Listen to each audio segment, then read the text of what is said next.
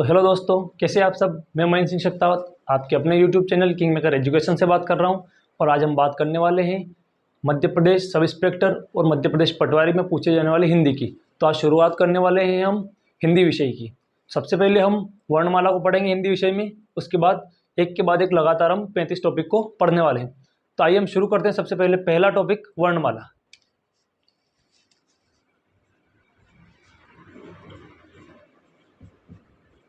हमारा पहला टॉपिक रहेगा हिंदी का वर्णमाला। लंबे समय से मैंने लिखा नहीं है, थोड़ी राइटिंग मेरी रफ ही रहेगी, तो उस पर आपको ध्यान लगाना है। वर्णमाला में सबसे पहले हम बात कर रहे हैं, एक छोटी सी डेफिनेशन आती है अक्षर की। सबसे पहले हम ये जानेंगे कि अक्षर होता क्या है। हमारे मुख से जो निकलने वाली ध्वनि होती है, तो सबसे पहले किसी वर्ण को बोलने से पहले जो हम ध्वनि मुख से निकालते हैं उसे हम अक्षर कहते हैं। मुख से निकलने वाली ध्वनि को अक्षर कहते हैं। और अक्षर को सिर्फ बोला जा सकता है, या ध्वनि को सिर्फ बोला जा सकता है, लिखा नहीं जा सकता। लेकिन भाषा की सबसे छोटी इकाई होती है अक्षर। यदि हम बात करें तो मुख से निकलने वाली ध्वनि को ही हम अक्षर कहते हैं।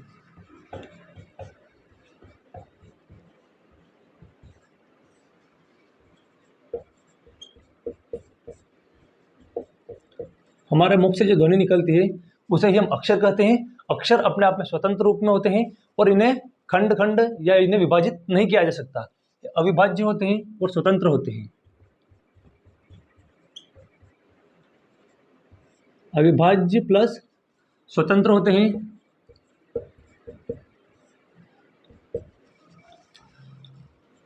और भाषा का सबसे सूक्ष्म रूप होते हैं, या भाषा की सबसे छोटी इकाई।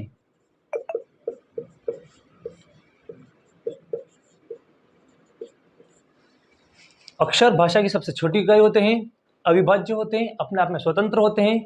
और यदि ध्वनि को ही हम मुख से निकली ध्वनि को ही हम अक्षर कहते हैं। ध्वनि को सिर्फ बोला जा सकता है, लिखा नहीं जा सकता है। और भाषा की सबसे छोटी इकाई है, न कि लिपि की। लिपि की सबसे छोटी इकाई हम वर्ण को पढ़ेंगे, लेकिन भाषा की सबसे छोटी इकाई अक्षर होती है। अक्षर के बाद हमारा दूसरा नंबर आता है डेफिनेशन में वर्ण। एकदम वर्ण की बात करेंगे तो अक्षर के लिखित रूप को ही हम वर्ण कहते हैं। अक्षर का लिखित रूप वर्ण होता है। एक के बाद एक ये कड़ियाँ जुड़ती जाएगी, बस आपको सीक्वेंस बाय सीक्वेंस समझना है। कैसे अक्षर बनता है, कैसे वर्ण बनता है, कैसे वर्णमाला बनती है, इस प्रकार से हमें देखते जाना है। अक्षर का लिखित रूप वर्ण कहलाता है। जैसे कि आप सब जानते हैं कि हिंदी में कितने 52 वर्ण होते हैं, उसी प्रकार से अक्षर जो है, अक्षर का लिखित रूप वर्ण होता है। और यह ध्वनि का सांकेतिक रूप है। ध्वनि है उसका सांकेतिक रूप। यदि ये अक्षर है या मुख से निकलने वाली ध्वनि को हम अक्षर कह रहे हैं, और इस ध्वनि को हम किस प्रकार से एक दूसरे के सामने प्रकट करेंगे, या हमें हमारी भावनाओं का आदान प्रदान किस माध्यम से करेंगे, तो उसके लिए अक्षर का प्रयोग हम करते हैं। और अक्षर वर्ण का लिखित रूप होते हैं। वर्ण का लिखित रूप तो यह है ध्वनि का सांकेतिक रूप।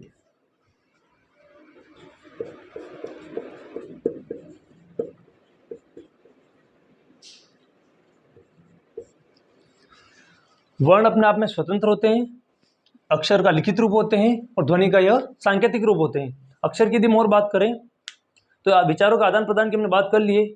और वर्ण के भी खंड नहीं होते हैं, वर्ण अपने आप में अकेला होता है। जैसे हम लिखते हैं अवर्ण, उवर्ण, ईवर्ण, तो इनको हम और नहीं तोड़ सकते हैं। जिस प्रकार से हम स्वरों को नहीं तोड़ते हैं, उस प्रकार से हम इन्हें और नहीं तोड़ सकते हैं। और जिन स्वरों को हम तोड़ते हैं उनकी डेफिनेशन एक अलग से दी गई है, लेकिन यहाँ मैं सिर्फ आपको एग्जाम्पल के तौर पे समझा रहा हूँ। तो इस प्रकार से ये वर्ण होते हैं, इनको और खंड खंड नहीं किया जा सकता है। उसके बाद हमारा आएगा वर्ण समूह। तो यदि हम बात करते हैं वर्ण समूह की, तीसरे नंबर पर जो डेफिनेशन हमारी आती है, तो जो वर्णों का, जो हमने ऊपर लिखी है डेफिनेशन वर्ण की, तो वर्णों का जो संकलित समूह है,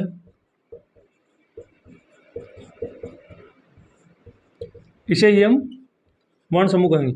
वर्णों के संकलित समूह को हम वर्ण समूह कहेंगे। और वर्ण समूह में टोटल 52 या 52 वर्ण होते हैं। टोटल कितने हैं? 52 वर्ण हैं। तो वर्ण समूह में 52 वर्ण हुए। उसके बाद हम बात करेंगे वर्णमाला।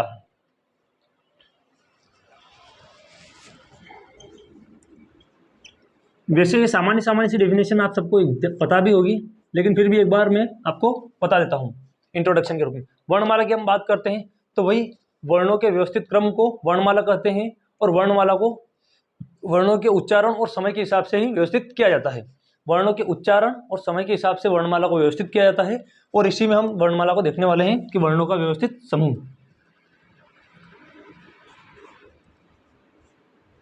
वर्णों का उच्चारण और समय के आधार पर इसे व्यवस्थित किया जाता है।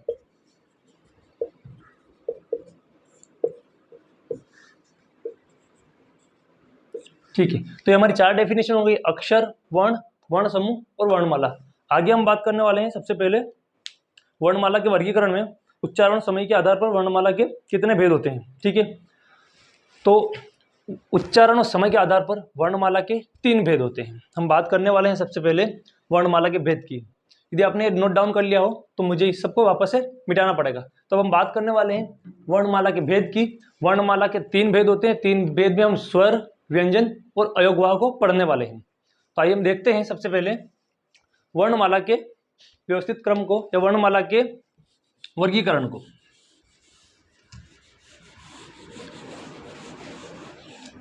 वर्णमाला का वर्गीकरण।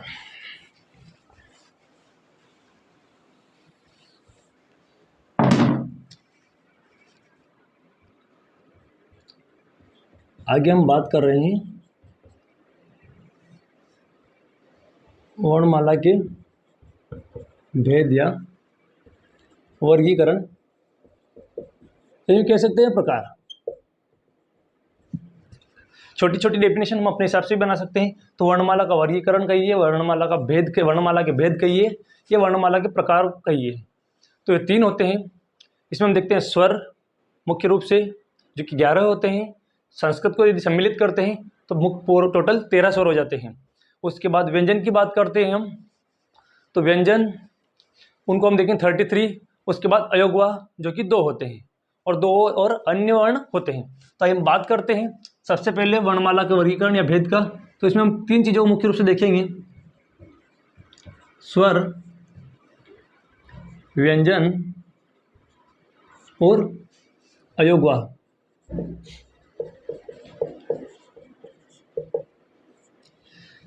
सबसे पहले हम बात करेंगे स्वर की। यदि स्वर की डेफिनेशन की हम बात करते हैं तो वे वर्ण जो मौलिक होते हैं, और बिना किसी सहायता से बोले जाते हैं, और जिनमें वायु स्वतंत्र रूप से मुख से बाहर निकलती है, हम उन्हें स्वर कह सकते हैं। वे वर्ण जो अपने आप में स्वतंत्र होते हैं, बिना किसी सहायता से बोले जाते हैं, और मुख से वायु स्वतंत्र रूप से बाहर निकलती है, कहीं पर भी कोई ज़्यादा स्पर्श या घर्षण नहीं होता है, उन्हें हम स्वर कह सकते हैं। स्वर की मुख्य डेफिनेशन यही है। और लंबी चौड़ी डेफिनेशन में यहाँ लिखूंगा नहीं, क्योंकि ज़्यादा लंबी डेफिनेशन लिखने में फिर समस्या आएगी, क्योंकि हमारे पास बहुत छोटा है। यदि स्वर की बात करते हैं तो वे वर्ण जो स्वतंत्र होते हैं और बिना किसी सहायता के बोले जाते हैं,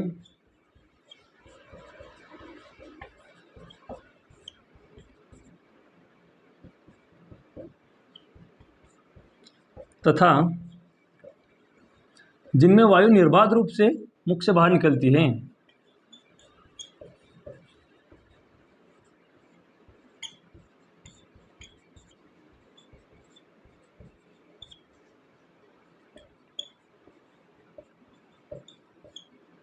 ठीक है, वे वर्ण जो स्वतंत्र होते हैं, बिना किसी सहायता के बोले जाते हैं, और वायु जिनमें निर्बाध रूप से मुख से बाहर निकलती है, उन्हें हम स्वर कहते हैं। आगे हम बात करते हैं स्वर की। तो कुल 11 स्वर है, और 11 स्वर को हम पहले देख लेते हैं। यहाँ पे मैं लिख रहा हूँ स्वर को ही। कुल 11 स्वर होते हैं। 11 स्वर की बात करते हैं हम तो अ, आ, ई, ई, उ, ए, ओ, औ। 1 2 3 4 5 6 7 8 9 10। और एक और कौन सा स्वर हम भूल रहे हैं, उसको हम देखते हैं, ऋषि वाला। हाँ, जो ऋषि वाला हमारा है स्वर, इसको हम भूल गए थे। तो ये 11 स्वर हमारे हो गए। मुख्य रूप से 11 स्वर होते हैं। और 2 स्वर की हम और बात करते हैं जो कि संस्कृत में होते हैं। वो होते हैं, एक तो हमारा ये स्वर है और एक हमारा ये स्वर है। ये दोनों स्वर मुख्य रूप से संस्कृत भाषा से लिए गए हैं। और यदि संस्कृत भाषा में बात करते हैं तो 13 स्वर होते हैं। यदि हम हिंदी भाषा की बात करते हैं तो 11 स्वर होते हैं। तो इस प्रकार हमने सबसे पहले स्वर को देखा है। अभी हम व्यंजन और अयोगवा को नहीं पढ़ेंगे, पहले हम स्वर को ही कंप्लीट करेंगे। स्वर के कितने प्रकार होते हैं, पहले हम स्वर के भेद को पढ़ेंगे। लघु स्वर, गुरु स्वर या ह्रस्व स्वर, संयुक्त स्वर, इस प्रकार से, और प्लुत स्वर। ये 4 प्रकार के स्वर होते हैं, लघु, गुरु, संयुक्त और प्लुत। इन चारों प्रकार को हम पहले कंप्लीट करेंगे, उसके बाद हम व्यंजन की डेफिनेशन पे जाएंगे। तो यदि आपने नोट डाउन कर लिया हो तो एक बार और चार्ट बनाना पड़ेगा, और मैं इसको मिटा रहा हूँ। 11 स्वरों को नोट कर लीजिएगा, और एक बार जो डेफिनेशन है मैंने शॉर्ट में लिखी है उनको भी आप देख लीजिएगा।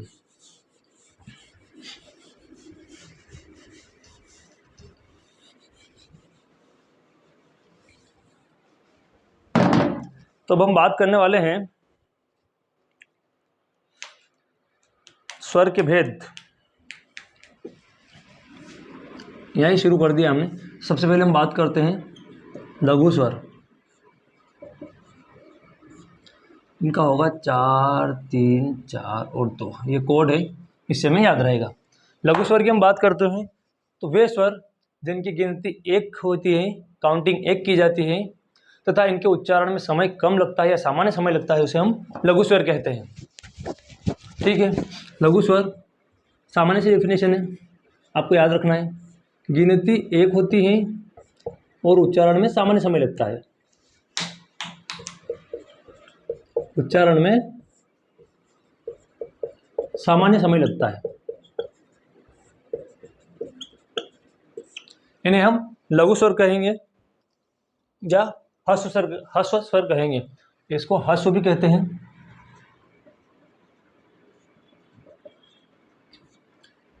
और ये मुख्य रूप से 4 हैं। 4 कौन कौन से हैं? एक तो अ है, एक उ है, एक ई है और एक री है। इस प्रकार से ये 4 हैं। मैं देख लेता हूँ एक बार और। हाँ, ये चारों ही हैं। तो लघु स्वर ये 4 हैं, गिनती 1 होती है, उच्चारण में सामान्य समय लगता है, और ये 4। उसके बाद हम बात करेंगे दीर्घ स्वर या गुरु। लघु, गुरु भी हम लिख सकते हैं, ह्रस्व और दीर्घ हम लिख सकते हैं। उसके बाद हम बात करने वाले हैं दीर्घ स्वर। तो ये दीर्घ स्वर, इनके उच्चारण में सामान्य से दोगुना समय लगता है, गिनती 2 मानी जाती है, तथा यह 3 होते हैं। ठीक है, गिनती, इनकी काउंटिंग की बात हम करते हैं तो गिनती 2 मानी जाती है, उच्चारण में दोगुना समय लगता है,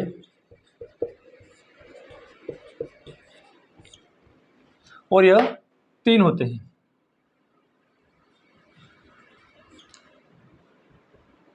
तीन कौन से हैं? अ प्लस अ आ बनेगा,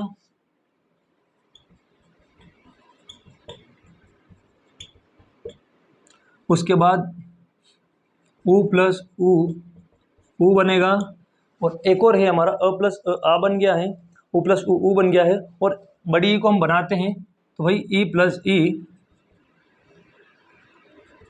इज इक्वल टू ई बनेगा। तो इस प्रकार से दीर्घ स्वर को हम देखते हैं, गिनती 2 मानी जाती है। जैसे 2 इसलिए कि 1 + 1 इज इक्वल टू 2। इस प्रकार से इनकी गिनती को 2 माना जाता है, इनकी गिनती को 1 माना जाता है, क्योंकि अपने आप में स्वतंत्र होते हैं तो इनको एक एक ही गिना जाता है। ठीक है, लघु स्वर हो गए, दीर्घ स्वर हो गए। उसके बाद हम बात करने वाले हैं संयुक्त स्वर की। जो 2 असमान स्वरों के मेल से जो स्वर बनेंगे उन्हें संयुक्त स्वर कहेंगे, और ये भी दोगुना समय लगाते हैं। 2 असमान जो स्वर रहते हैं उनके मेल से जो स्वर बनेगा, या अपन संयुक्त का अर्थ ये होता है कि 2 चीज़ों का मिलना। तो 2 असमान स्वरों के मेल से जो स्वर बनेगा उसे हम संयुक्त स्वर कहते हैं। ये भी अपने उच्चारण में दोगुना समय लगाते हैं, इनकी काउंटिंग भी 2 की जाती है। तो सब, और हम बात कर लेते हैं तीसरे नंबर पे संयुक्त स्वर की। तो लंबे टाइम बाद पढ़ा रहा हूँ मैं, तो थोड़ी बोलने की वो कला हमारी एक रिदम नहीं पकड़ रही है ना। उसके बाद हम बात करते हैं संयुक्त स्वर की। दो असमान स्वर, उच्चारण में भी दोगुना समय, और ये भी 4 हैं। 2 असमान स्वरों का मेल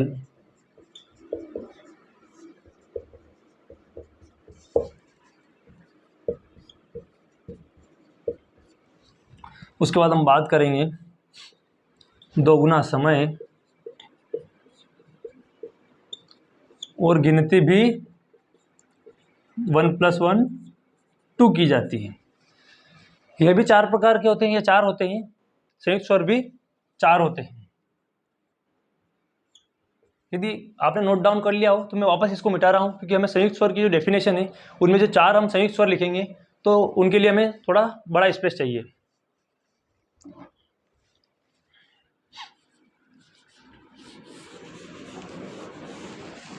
वर्णमाला का वर्गीकरण है।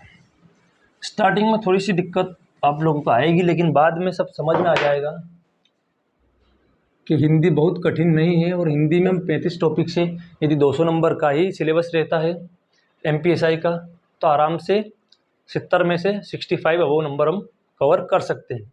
तो हम बात कर रहे थे संयुक्त स्वर की। तो 4 है। 4 कौन से हैं?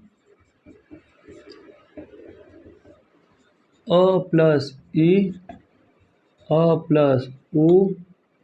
उसके बाद कौन कौन से? अ प्लस ई, अ प्लस ए, उ और ओ। अ प्लस ए और अ प्लस ओ। ये हम वही 11 स्वर को बना रहे हैं वापस। 4 4 3 करके हम वापस से उन 11 ही स्वरों को बना रहे हैं। अगर आप आराम से बैठ के देखेंगे तो गिनती वहीं 11 से शुरू होती है और 11 पे ही खत्म होने वाली है। अ प्लस ई को हम देखेंगे सबसे पहले। ये इसको ए ओ और ओ। ए ओ और ये है ओ। इस प्रकार से ये चारों संयुक्त स्वर है। संयुक्त का मतलब है 2 स्वरों से मिलकर बनाए गए हैं। अ प्लस ई ए, अ प्लस उ ओ, सिर्फ ओ आएगा, एक मात्रा वाला ओ आएगा। उसके बाद अ प्लस ए और ओ, अ प्लस ओ ओ। तो ये 4 स्वर और हमारे संयुक्त हो गए हैं। इस प्रकार से हमने 3 देख लिए हैं, लघु स्वर, दीर्घ स्वर और संयुक्त स्वर। अब हम बात करने वाले हैं प्लुत स्वर की। देखिए चौथे नंबर पे हमारा आता है प्लुत, ये है संयुक्त। तीसरा नंबर है, चौथे पे हम बात करेंगे प्लुत स्वर की। प्लुत स्वर में थोड़ा लोप रहेगा, इसी कारण इनको प्लुत कहा गया। प्लुत स्वर की हम बात करते हैं जिनका उच्चारण तो होता है, जिन स्वरों का उच्चारण तो होता है किंतु इन्हें लिखा नहीं जा सकता, उन्हें ही हम प्लुत स्वर कहने वाले हैं। और इनके स्थान पर 2 प्रकार के सांकेतिक चिन्ह होते हैं। प्लुत स्वर में मेनली हम 2 प्रकार के ही सांकेतिक चिन्ह देखने वाले हैं। और इन सांकेतिक चिन्हों को आपने बहुत बार पढ़ा है, देखा है, लेकिन आपको नहीं पता है कि इन्हें प्लुत स्वर कहते हैं, और पता भी है तो आप एक बार और देख लीजिए। हम बात करते हैं प्लुत स्वर की। तो एक तो आपने बहुत सारे अपने हिंदी के जो अपन पैराग्राफ देखते हैं उनमें इसको देखा होगा, और एक अपन यदि कहीं राम लिखते हैं तो उसमें एस जैसा चिन्ह आपने जरूर देखा होगा कि कहीं कहीं ये इस प्रकार से एस का उपयोग किया जाता है। जैसे हम ओम को लिखते हैं तो वहाँ पर आपने ये देखा होगा किस प्रकार से ओम को लिखा जा रहा है, या कहीं एक बार इसका ओम में प्रयोग किया जाता है तो इस प्रकार से कहीं कहीं इसमें ओम को इस प्रकार लिखा जा रहा है। यदि राम की बात करते हैं एग्जाम्पल के तौर पर, यदि हम राम लिखते हैं तो प्लुत स्वर के साथ यदि हम उच्चारण करते हैं तो राम के बाद इस प्रकार से आपने देखा होगा, किस प्रकार से आपने कई जगह पैराग्राफ में राम को लिखा देखा होगा, और यही होते हैं प्लुत स्वर।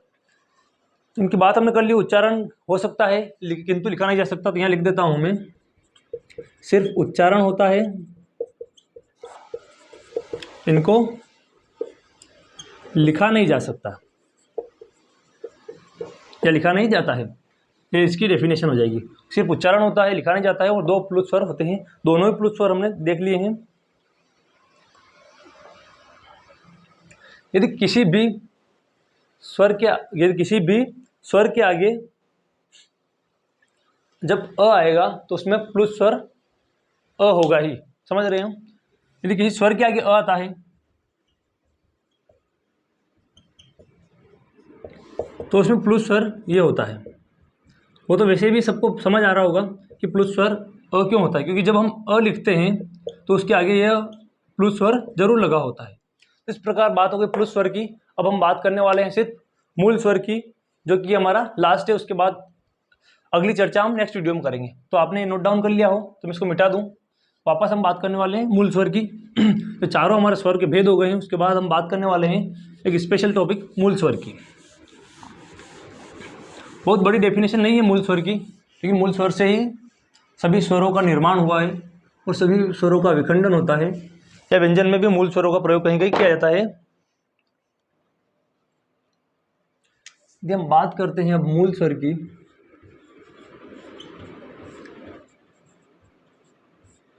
तो मूल स्वर की डेफिनेशन मैं आपको सिंपली बता देता हूँ। मूल स्वर वे स्वर होते हैं जो हर जगह प्रयोग किए जाते हैं। चाहे कोई गूंगा इंसान भी है तो उसके मुख से अ की ध्वनि निकलती है, और मूल स्वर मुख्य रूप से अ को माना गया है। यदि आपको मूल स्वर याद रखना है तो सिर्फ आप अ को याद रखिए कि आप चाहे व्यंजन का उच्चारण करें, चाहे स्वर का उच्चारण करें, चाहे अयोगवा का उच्चारण करें, आपको मूल स्वर अ से होकर गुजरना ही पड़ेगा। तो इस प्रकार से हम बात करते हैं, यदि कोई गूंगा इंसान है तो भी उसे मूल स्वर का प्रयोग करना पड़ेगा। स्वर, व्यंजन, अयोगवा हर जगह अ का उच्चारण होता है। यदि कोई व्यक्ति गूंगा है, बोल नहीं पाता है, तो भी उसके कंठ से अ की ध्वनि तो निकलती ही है। तो इस प्रकार से मूल स्वर की यही डेफिनेशन है, जो कि मुझे अलग से लिखने की जरूरत नहीं है। तो इस प्रकार से हमने देखा है आज स्वर को, और कल के वीडियो में हम बात करने वाले हैं व्यंजन की। तो आज के लिए पर्याप्त है। मिलते हैं नेक्स्ट टॉपिक के साथ, व्यंजन के टॉपिक के साथ अगले वीडियो में।